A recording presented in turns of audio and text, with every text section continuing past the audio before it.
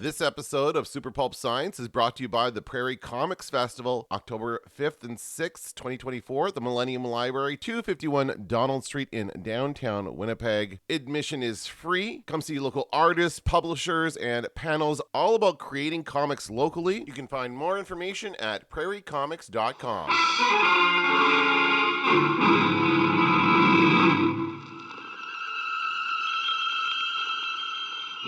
Attention, citizens! It's time for Super Pulp Science!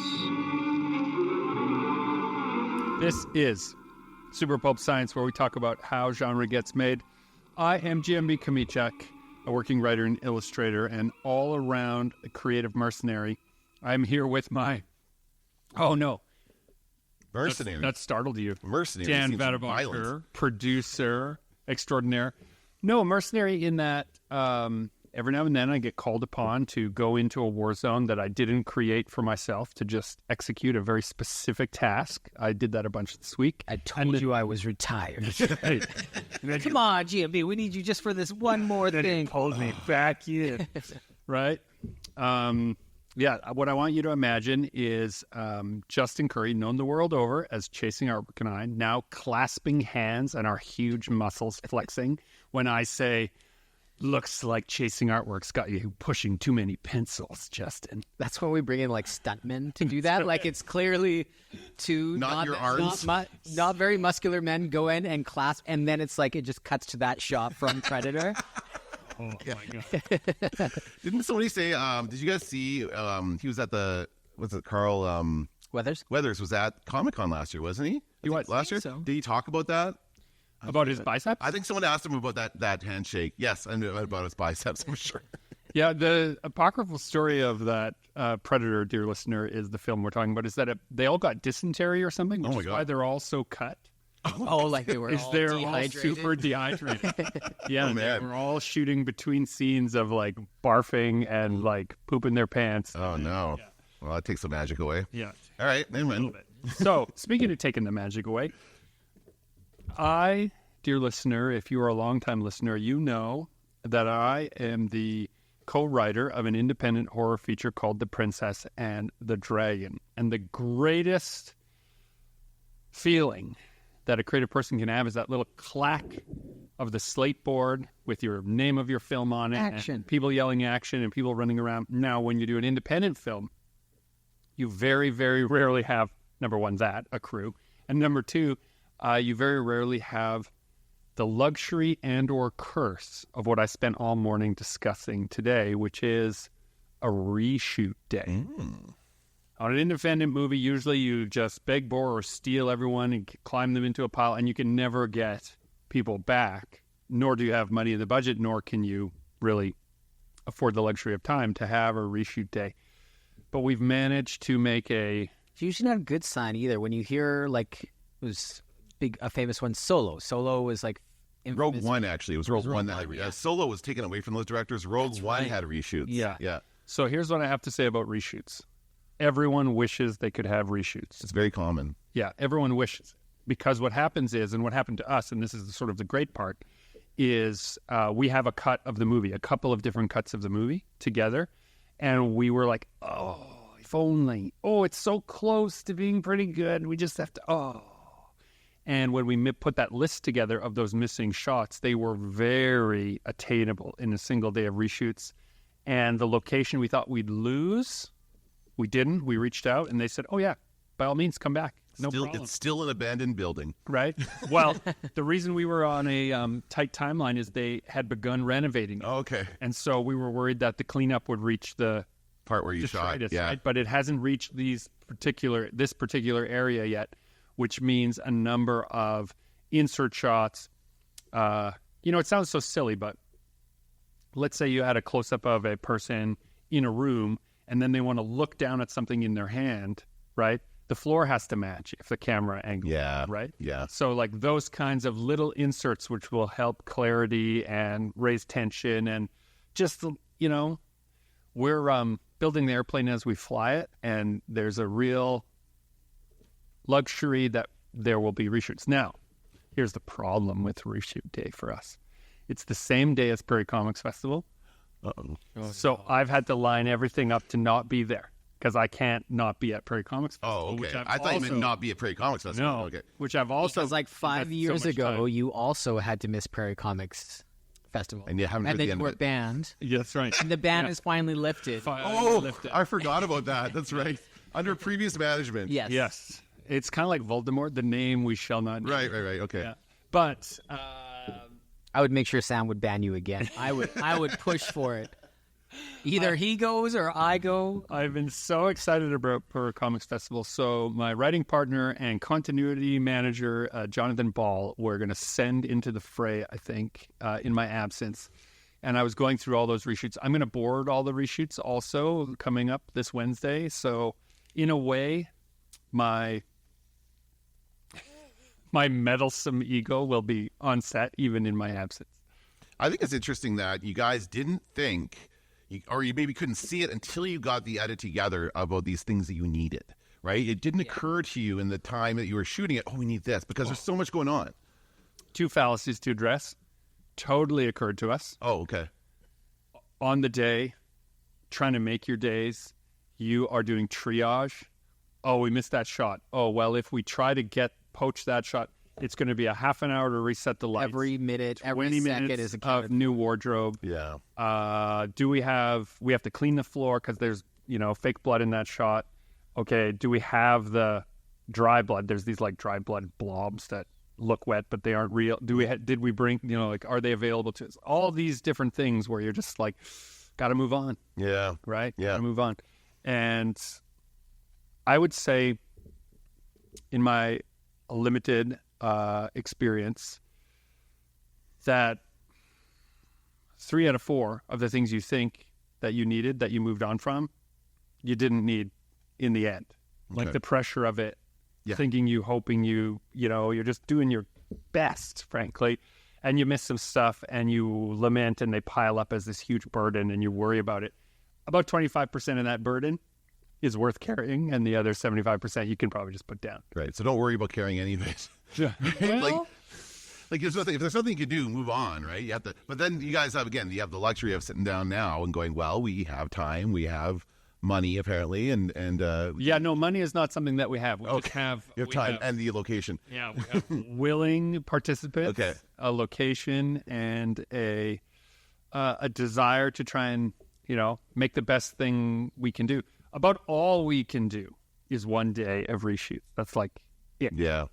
And so after that, it'll just be whatever we've got. And you might not be able to get everything in the reshoots, right? Well, and I was putting the list together today, and what I did was I compared it not to our imagined proficiency, but I dug out all the on-the-day shooting schedules, and I looked at all the ambitions, and then every crossed-out line of those ambitions and what got rescheduled, what got pushed, and then had a real direct conversation with the director to say, okay, we won't get all this.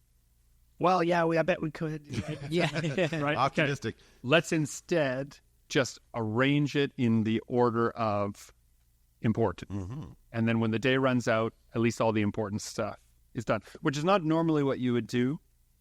You would probably be more efficient to group it around if you have a real important wardrobe setup. Like we have this wardrobe continuity. You might want to group all those shots together, but you don't have time always. And so many of our reshoots are close-ups that I think if we order them in order of importance, we'll probably get away with it. Stay tuned. And none of the main characters grew a mustache in the meantime. Luckily, Nitin did not grow a mustache. The Fantastic Four, the really bad wig that the one actress had when she came back from shoots. And when Henry Cavill had that horrible mustache, they had this CG out. Oh, Ed Norton had a bad beard in the Hulk movie. Oh no, that was the other Hulk movie. He was what's his name? Ruffalo? The guy who was Hulk first. Oh, Eric Bana. Eric Bana had a bad. They did reshoots. He had a fake beard because he was in the jungle or something. Oh, that's right. I forgot about it. Anyway. Oh, Ang Lee. He's good at a lot of things. Yep. Let's just keep it simple. If the money's right, we don't care where the job is. Got it? Let's quit jerking off. Get down to business, see who's hungry. So this brings me round. Speaking of movies. Yeah.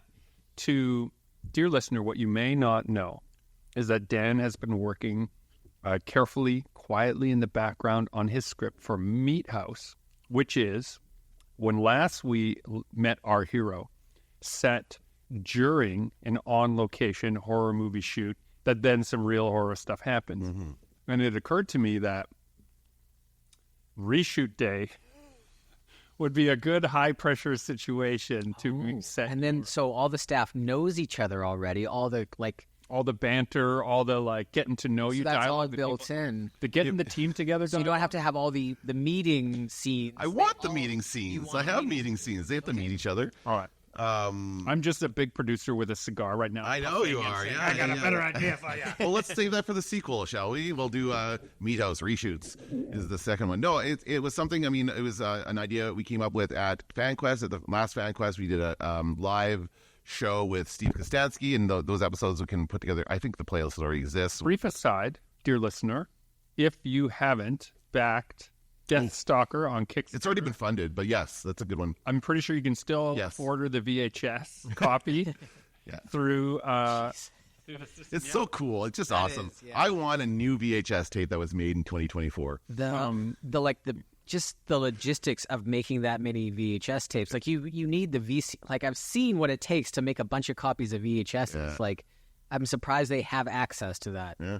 Well, anyway, we came up with the idea, and Story broke it and all this stuff, and I've kind of been playing around with it. I was getting Jonathan to help me with the screenwriting because I didn't really know much about screenwriting, and he was giving me the basics of it, which really helped. But then a bunch of personal stuff happened, and I just kind of had to set it aside. I just couldn't take on the added responsibility of writing something, and I really had to take some time to myself and think about what I wanted to do as a writer. I have until very recently been working as a journalist for different places like CTV and CGOB and that kind of thing, which is fine. I enjoy it, but it's not very fulfilling as a writer. Like I'm writing about all kinds of different crap. None of it happens to me. None of it is about me. So I'm like, I don't know if I enjoy that. Plus, you're writing, but you don't get to be creative. Exactly. It's very much straight ahead. I'm just writing what happened, and it basically you have to be factual about it. You can't make stuff up. So, and there's also the side of working for this giant corporation. That's not how I thought news worked. No. Working for a giant corporation that I thought I could change from within, and I can't because it just doesn't seem to know what it's doing. If you look at what's happening in Canadian media right now, it's really, really scary. But so anyway, I want to write for myself is the short answer. So to do that, I've decided I'm going to finish Meathouse. I absolutely have to finish it now. I've got a really good sense of the story. I've redone the beat sheet. I'm currently redoing the step outline. So you've jumped back in now? Yes, I've been back in, but I had to kind of come back, take a step back, and look at the whole thing again, just to see. And I think that's so you were speaking almost guilty that you had to put it down for a while. But I think it's really good to do that. Every book that I've ever made, I get really excited about it. I work on it, and then I step away for a couple months, and not meaning to, but other stuff comes up, life happens, and then coming back, the next rewrite is so much stronger than that first version, and you're a little less attached when you've had a break from it as well. It's like a reshoot day for short. Yeah, there we go. All right, well then But I think you should see it as a positive that you had to step away, and coming back, you're more equipped to do a better job now than you were if you just powered through constantly. Absolutely. Plus one that too. The fact that you want to go back to it means there's a story in you to be told. Yeah. Dear listener, we all have drafts that never got finished. That's because that story did what it needed to do. As much as it could exist, it came out. But if it's 2 years later or a year later and you're still thinking about it, go back. It's trying to claw its way out of your brain. It is. Yeah. And for example, I redid the B sheet.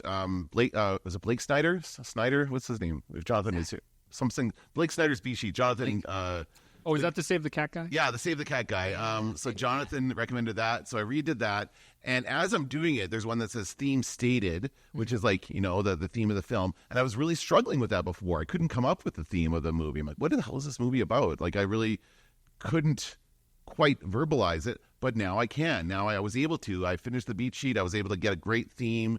And then I went back and looked at what I'd written. I realized, okay, there is an opportunity here for a character to say this, not in the exact words, but the theme can be mentioned at this point of the movie. And then I'm also using a LinkedIn Learning course to help me out, because those are really handy, I find, for like mapping things out very straightforwardly. You can kind of follow along with the steps.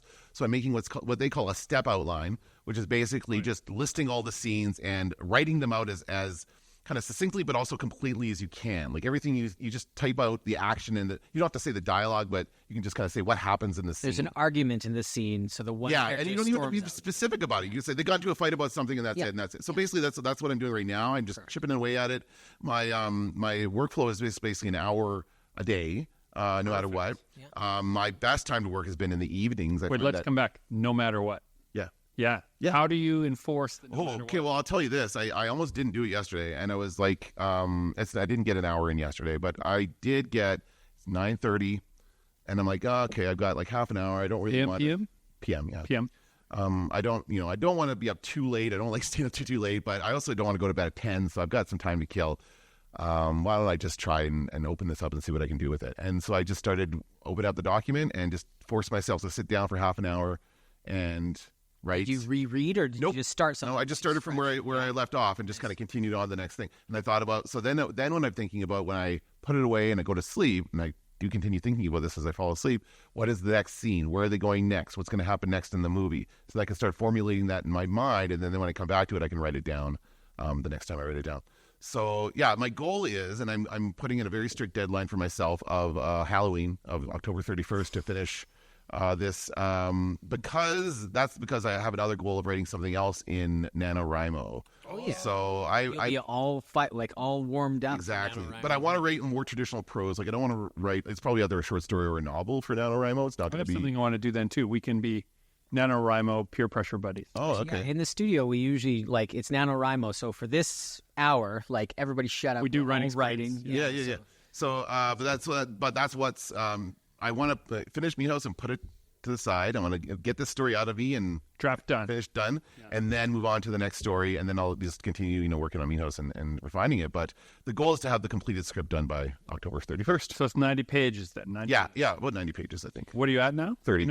Oh, you can do it. Yeah. So, I know since day one this has always been script, but have you ever considered switching gears and making this a novella, just a short No, but I have thought about making it a comic. But I want to finish the script first. I want to write it out as a movie first, and then see how to adapt it to other forms. Yeah, because I think it could make a comic as well. It could be any story can be told in any way, but I just want to focus on the writing of the screenplay and learning that aspect of it first. But then yes, comic. Yeah. I know. We know some people that do comics. Not even comics. There will be tentacles involved, I'll tell you that. Let's cut it. Let's go down the middle. What if you did a book of storyboards? Oh, yeah. So they're quicker, right? You're not doing full comic pages, but you're still basically storyboarding out the movie. And the board. And then printing that. And that's a kind of experimental thing that we love doing here in the studio. I thought about this. I thought, if you write a script and then you make a comic book of the script, that's a good that's storyboards in itself. That's basically right there. You can go sell that to a studio and say, hey, there's the movie. No, I mean, yes. Not so easy coming from the guy who's making an independent horror film. Yes, I mean that is what you need. It's not as simple as if I have that, then they'll buy it. Yeah, no, of course not. Right. There are a lot more thumbs on the scale. Yeah. In fact, it was put to me recently by someone who shall remain nameless that we're working on a TV pilot right now. Yes. Something. And as it goes into the pitch production, the notion is, because we don't have a lot of clout, we're not big deals. How you know if your idea was good is you'll get 30 no's, and then a year from now, a show just like it will appear. Yeah. Isn't that what happened to Deep Space Nine? Right? And the notion is, of course, that they'll see that your idea is good and you're so low on the food chain that they can just take it. They're not afraid. They're not worried about you suing them, yeah. Yeah, there is no fear. What do you know, a greedy pirate? To keep ourselves realistic about the project, because it's such a long shot, I actually added to the indicators of success. Someone stole the idea as this is how we can know that it was good. Mm-hmm. Right? Yeah. Does someone want to rip us off? That's the real. But the other benefit to taking the visual medium is I've been listening to a couple podcasts with actors and people from shows and movies. And they've talked about it a couple times how reading scripts is the worst thing in the world. Like, they all just hate reading scripts. So if it's already a tough sell, like, just to get it anywhere, to make it as the most appealing package as you can, i.e. pictures and something fun to look at, I think makes the chance of it happening much, much better. Yeah. But honestly, it doesn't even matter to me if it gets made. I just want to read the script and have the story finished. So that's really the most important thing. And just to get everybody's opinions on it. Yeah. So I don't think I'm telling a tale out of school when I say that George McHale has been working on a horror film in the background of his. If you're a longtime listener of the show, he and I collaborated on some work together most recently. Also an artist in Dire Beasts. Now on Kickstarter. Go to kickstarter.com, search Dire Beasts. That's D-I-R-E.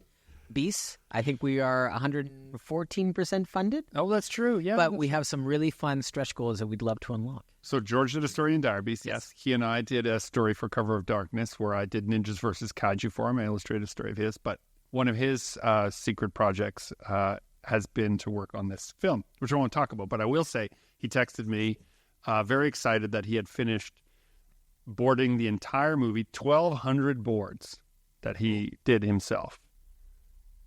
Bananas. wow. Yeah. So this is just part of him understanding what every scene in the movie requires, what's actually are the actions, what are the, and in a sense, he now has the mini movie boarded. Some directors will say, I never work on boards. I find boards restricting. Other people will say, you can't shoot a movie without boards. So, dear listener, however you get it done, that's the right answer. Yeah. Well, I mean, it still helps to visualize the story and and now he knows what it all looks like in his mind, right? He's got a clear vision of it. Yeah. So that's cool. I mean, the Werner Herzogs of the group would tell us that we're cowards for requiring boards. And like we talked about a lot on the podcast before about how changing the medium makes you realize kind of the flaws of your story, like going from, especially in comics, writing the script out and then thumbnailing it. Already in the thumbnail, okay, this doesn't connect, this doesn't work, and then actually, roughing it out. Even then, and then even the final art, I find the story is always tweaking every time I upgrade the format or change the format. I'm learning different things. So just to keep in the script and hope that that's all going to turn out, I don't know. I don't buy that. No, You need to storyboard it. Yeah. Anyway, so You're working on Meathouse. Yep. We're working on Princess and the Dragon. You started a new sketchbook. I'm back on Spark Chasers, which I'm really excited about. Yeah, so I'm back on my big graphic novel project. So, and again, it's been. Does it feel like coming home? It does. Yeah, I've been thinking about it so much. I rewrote it for like the 8th time back in like February, March, and I let it alone for a while, and then I've just been working on art for it, but I haven't really looked at the story in a while. So now I'm about ready to go back into the story again, and very excited. So I often have a feeling when I return to a project, be it reshoots or like a draft of a story that I maybe left alone for a while, or I'm coming back to do edits on a book or a graphic novel. I find this moment where I'm okay to leave out things. That's what I've noticed about myself. I've had a lot of projects that are sort of coming to the finish line. And what they all have in common is that it's okay. That idea that I'm trying to get to fit in here, if I've had a little bit of space, I'm like, no, it doesn't fit. Just stop, and the whole thing is smoother.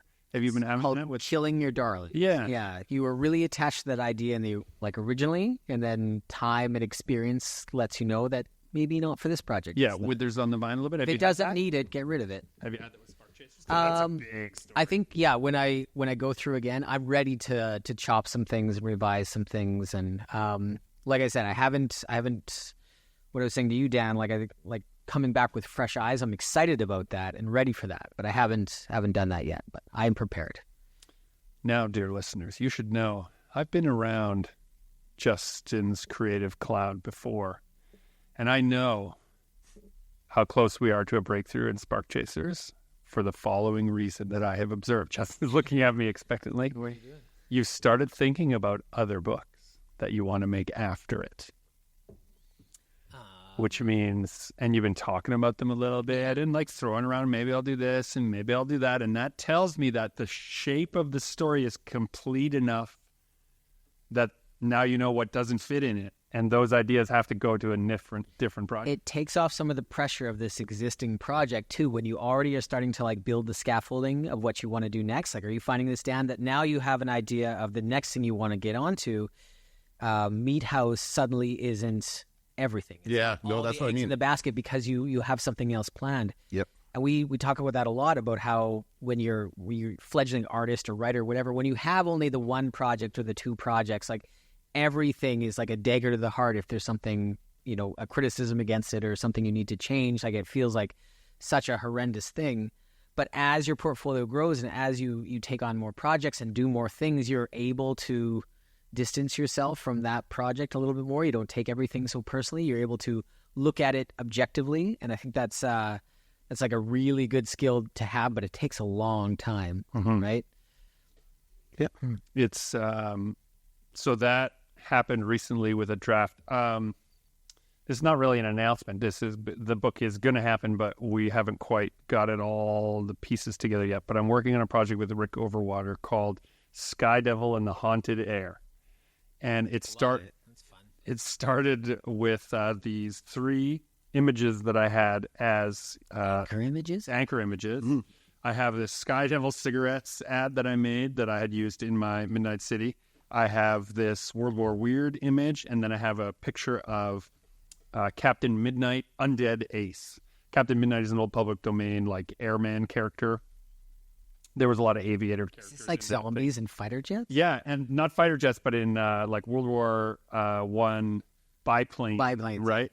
And so Captain Midnight is just like your regular flying ace character. And when I dragged him into Midnight City, of course, I made him an undead ace. So he's just a rickety old, like a zombie flying his. And anyway, so these 3 images combined, and Rick and I were talking about working on a project together. I said, I don't really have time to co-write a thing, but we could figure out the plot, the outline, and use these anchor images. Can I give you a kill? Well, hold on. So then I made a list of everything I wanted in, and I just gave it to him. Yeah. And I thought it would be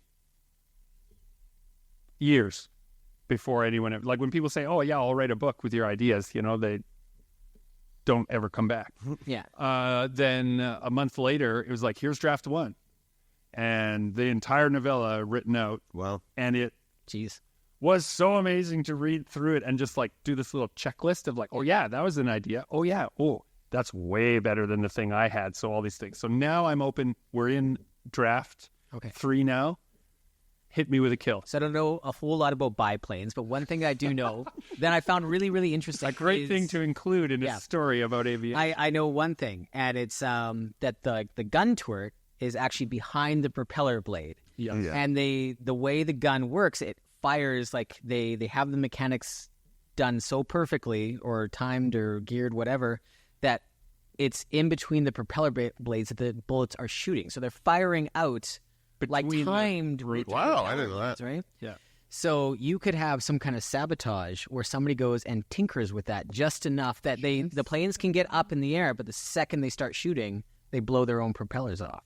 Okay, so what I should do is I should write that as a note, non sequitur note, and just send it to Rick and see what happens. Biplanes terrify me. I can't believe people flew around in those things. Yeah, it's like canvas, wooded. Yeah, it's unbelievable to me. Whenever I see a biplane in a movie, I'm like, I can't, like, this is insane.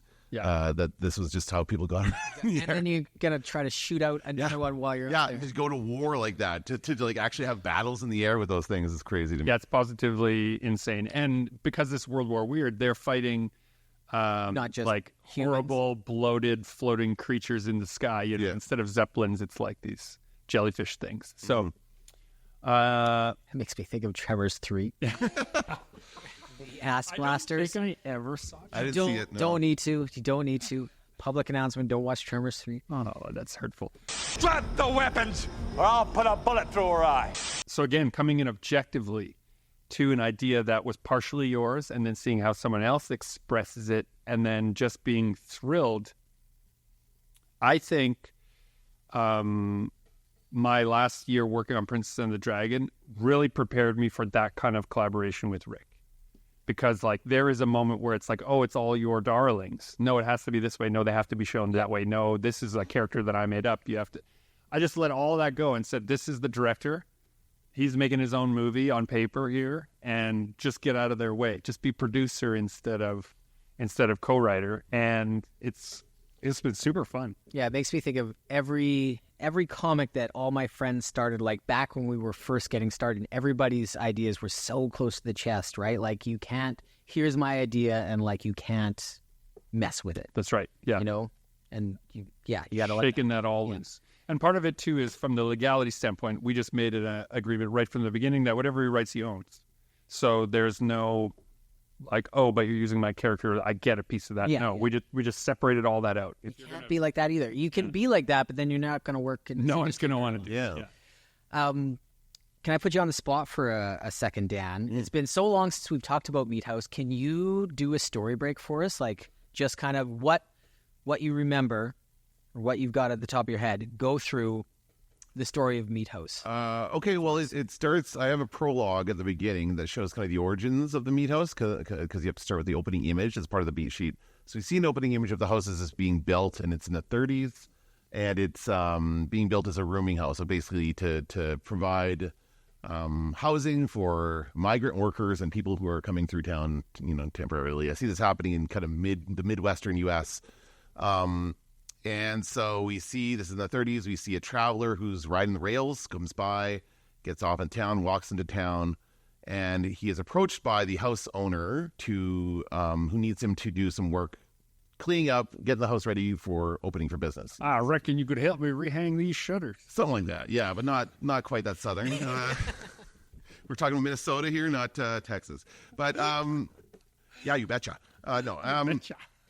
So we go through a scene where we see him. He's basically working for his stay. He's helping around the house. He's like shoveling stuff and loading in things. We see him. I had the scene where he's actually unloading a delivery of meat, and we see packages that say meat, and so he just did these generic packages that he's unloading out of the truck into the kitchen or whatever. And so he does that over a few days, and they become close. We see the owner and the wanderer kind of grow, and they grow to get tell each other about themselves and become friends seemingly. And at the very end of this sequence, the wanderer is basically ready to move on. He's moving on. His dream is to go to Hollywood to become a movie maker. He's been inspired by films by Frankenstein and those Universal films that were really popular at the time. So he wants to go do that, and he tells the guy about that, and he says, "Oh, okay, great. Do you have any family or anything? Are they excited?" And he's like, "No, I don't have any family. No real connections." So you know what that means. Yeah. He's gonna die. So basically, he gets whacked on the head, and the scene is as they're shoveling coal into a a cellar. You know how those doors that open up that lead into the basement. So right after they finish loading that coal in, he knocks them out and he falls into the coal. And basically, the idea is that he's gonna feed him to the house. And the house shudders or something in anticipation. I thought of something like that. And then we jump ahead 50 years, and we have these two friends who are going to this house to shoot a movie. So they are basically college-age kids. They've done a first-year university kind of thing. They're really just going to please their parents. They don't really want to go to university. The director, his name is Mark. His father owns a construction company, and he wants him to take over. Right, so he's got that kind of looming of you're going to follow the family business kind of thing, but he doesn't want anything to do with it. He wants to be an artist. He wants to be a director. He wants to be a Hollywood director. He specifically wants to make a horror movie, and he's been inspired by people like Sam Raimi, who've gone off and made Evil Dead. Is kind of what I'm looking at for the just kind of what you guys are doing as far as the gung-ho style of shooting. And so he's wanting to do this. He has a script. He's put out an ad in different magazines to get people to help him. So he's contacted all these people through phone and mail, but not he's never met any of these people. Ragtag team. Yeah, so he's got he's got a couple of actors, mercenaries. He's got a couple of crew members. He's got this one really obnoxious guy who thinks he's God's gift to filmmaking, and he's talks about all these movies he's worked on, but he really knows nothing, and he's kind of an asshole. But he's so a bunch of people come together to make this movie. What's the jerk's position on the crew? He's a sound guy. Sound guy? Yeah, okay. and I guess and you came up with this actually about the he's going to hear something in his sound equipment, and that's going to lead him to the cellar that we saw earlier in the movie that the guy was. And this is going to go down into that cellar, and I haven't decided if I'm going to do a blood geyser out of that or what, but something he goes down there and we see the shooting blood coming out of it or something. But so they start with shooting the movie. Any excuse for a blood geyser, frankly. Well, yeah, and so they start shooting the movie. I think I don't have it. See, I've got it mapped out as far as I figured out what's happening in the house. The house is going to come to life. The house is going to become flesh. And I've come up with backstory that's not going to be revealed in the film, but it's basically that it was built with the intention of bringing a demon into this world through incantations and magic and stuff. So it's going to do that, but it's going to feed off of their energy, their emotional energy, and their physical energy as far as their blood and stuff goes. So just for the lore, did they succeed, or was this kind of a botch thing? It was botched in that they didn't know what they were doing, and so the house started doing things that they weren't expecting, and it's become something else. It's been dormant for years. It's been dormant for like 20 years. And this house, by the way, is being demolished. It's a construction site that Mark knows about because it's his dad's company.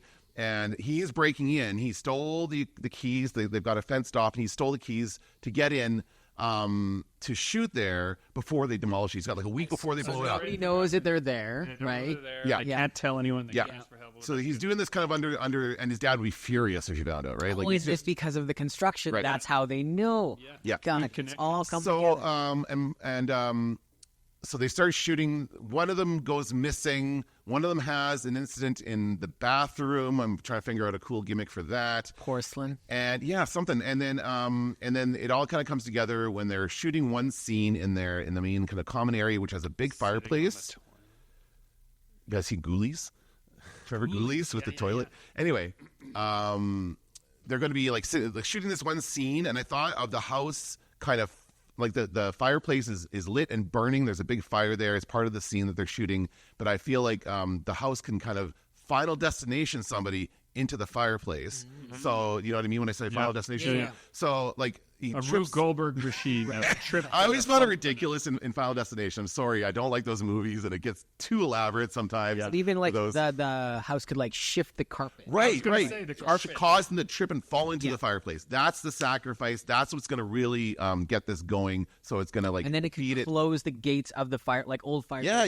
Those like big like iron like gates. Oh, yeah. So as soon as somebody tumbles in, like in real life, you just kind of you'd roll right out. You'd panic. You'd panic, but you'd be okay. But this house can like roll you in and then trap you in there, so it gets to. And that's kind of the moment it comes to life. So as various elements move, I don't want it to go full tentacles yet, but I do want to have tentacles at some point. And they have to run. They can't get out because the front door has been grown over with some kind of scabby skin or something, right? So they can't get out. So they have to run up the stairs, of course. Some of them run up the stairs, some of them run out. And I've got them splitting up into different parts of the house. And then I have them going from this room to this room. And I've just kind of got them mapped out as far as this is what this room's going to be. And then they have to go to this. And I've got them basically in 2 different groups, maybe 3. And then kind of moving around and then coming together after a little bit of that. A little bit of the, what do they call it? The promise of the premise.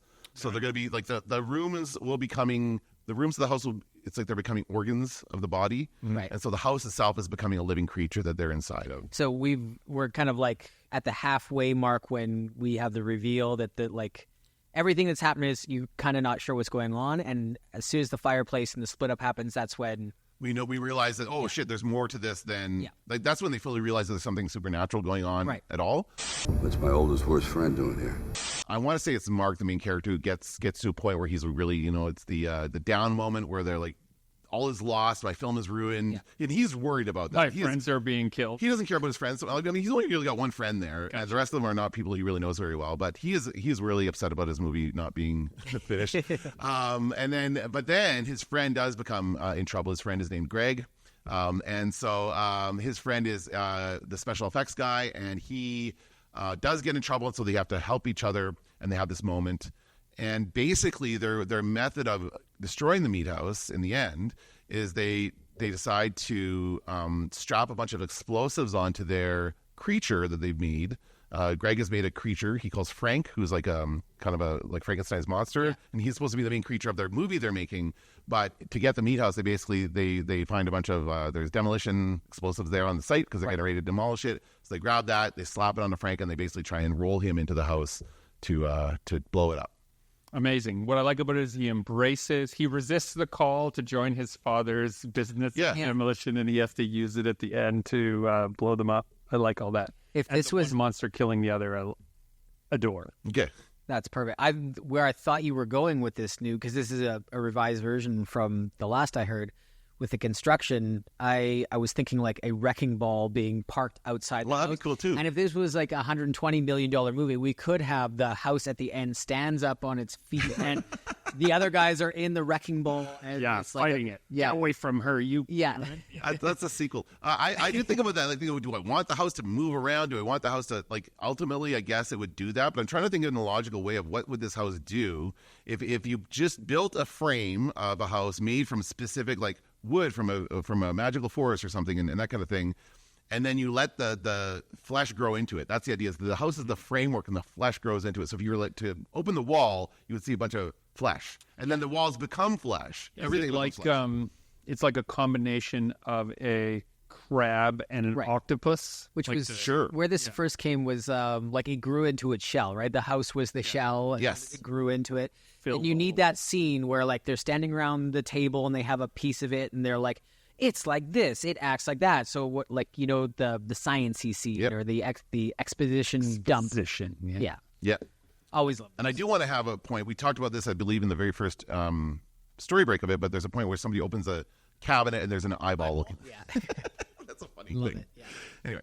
Yeah. So yeah, that's it. And again, I feel so much more confident about the story now. I know where it's going. I feel like I can finish this. I'm just in such a better place mentally than I was before that I'm very confident that I'll be able to finish this. You're kind of. I love the. I was going to ask, like, at the beginning of this, like, do you have that thing at the beginning that comes back at the end? But you do. It's the monster. Thing and love it. The construction, like there's so many like callbacks and things tied together. But that's what the structure does. That's what the beat sheet does. That's what when you start with that stuff and you map it out, you realize, okay, I can do this and can have it all planned out. It's funny. I just watched Fall Guy. Have you guys seen the Fall Guy? No, I haven't. Okay. I saw you did the review. Yeah. But it's like you watch that movie, you can see every beat, every single beat of it. It's a little by the book. Very, very obvious. And there's a lot of movies that follow that, which is why it seems so obvious. But I'm going to be a little more subtle about it. It's a good place to get started. That's basically what. That's so great. Yeah, perfect. Yeah. The thing, the only advice I'll give you about the filmmakers in your film is that if at any moment they are acting like they know what they're doing, then they don't know what they're doing. No, I think that's a great way to like establish them as likable characters, like them trying their best and it not working. Is it like that framework of revealing character? Yeah, as they say, giving actors business to do. Right, there'll be so much business that lets. Well, that's the montage when they get going and how everything is screwing up and they have to do so many cuts and that's a great little montage to kind of get to know everybody and everything's happy and cheery at the beginning. I can't wait for it's so much more interesting when they're like, there's one guy who thinks he knows what he's doing, right? And it's going to be apparent that he doesn't, and he's just going to be kind of an antagonistic character. But yeah, the other guy, like the main character, Marco, is going to pretend that he knows what he's doing because he's in charge and he thinks that he should be kind of an asshole a little bit because he's seen that on TV, so he's going to adopt a bit of that personality. But he's going to learn that no, he can't do that. You can't just be a jerk and people aren't going to do what you want, and he's going to learn that he has to be a better manager of people. So the old horror movie trope of if you do drugs or you have sex, you're dead. Yeah. Are you going to have like triggering like? I don't know if they're going to do drugs. Is there a morality lesson in your story? I don't know. After a hard day of shooting, I can very easily envision a scene of them all letting loose and having some drinks and everything. Again, like the beginning of any horror movie when everything is like hopeful and cheery. I immediately see the room for tension there. Like, guys, we have to work tomorrow. We have a long day. You can't. Trails off. Yeah.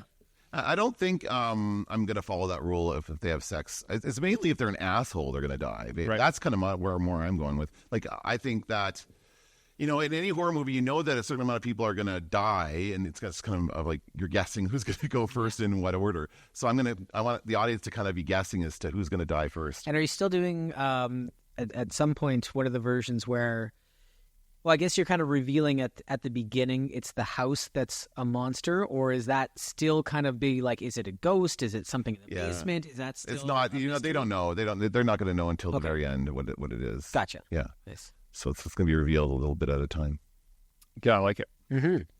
Yep. I can imagine like a dozen scenes with the monster Not the monster of the actual film, but Frank. the monster of Frank, of them trying to put it Okay, and here's the other bit. Steve will love this because it comes to something that he told me. Either it was during that panel at the Fan Quest or during a live stream that we did. I think the previous year we did this kind of Facebook. I think you were part of it too. Mm-hmm. And he talked about when he goes to set as a special effects artist and he has his monster or whatever his thing. He always sets it down and people are always disappointed. It's not covered in goop yet. We got to slime it up. Yeah, so there's going to be a scene where he's going to reveal Frank. He's going to be covered up for most of it, like with a tarp on it, and then he reveals Frank, and he does not look good. And everyone's like, "What?" And he's like, "I got to slime him up. Just wait till I slime him up." He's going to be all upset about that. So that's another. Okay, so then at the end, I see where you're going with this. Sliming him up means covering him in blood. Yeah. Yeah. So that the house thinks he's real. The house has to think he's real. That's great. Yeah. Love it. Yeah, we got to slime him up. Slime him up. Can you use that same line? Yeah. We got to slime him up. Whose blood did they use? Well, somebody who's already dead. I know, but think of that. Or do they cut themselves? Oh, they could do that too. Yeah, to try and. Oh, because he's like he's a special effects. Every special effects guy who does this has the blood recipe. Yeah. So he could be constantly talking about it, and in this case, of course, he can't use. He mentions it in the opening scene. Like the opening scene I have for him. Now they got is that he fakes his throat being slit to play joke on his friend. Yeah. So, right. Anyway. Oh, that's so exciting. Cool. So the key thing, dear listener, that you should gather from this, I hope you will gather from this, is that there's no one way to tell a story. There's no one medium to tell a story. There's no big reason to tell a story except that it's super fun. Dan said it already. You have to write for yourself. Yeah. And if you're writing for yourself, doesn't matter if it gets made. Doesn't matter if it makes you famous. Doesn't matter if even people like it. If you're writing for yourself, then you are becoming more you in the action of writing it. And that's all the excuse you need, which sort of points at what NaNoWriMo is sort of about. Try to write a novel in a month. It's really not about whether your novel is any good. It's prove to yourself that you can write a whole thing. Right? Wait till you guys hear my NaNoWriMo idea. You're going to lay it on us? Not right now, no. Oh, later. Another episode. And I'll share mine later, too. Well, dear listener, this has been Super Pulp Science. This is Gregory Komichuk encouraging you to join the fight and make comics.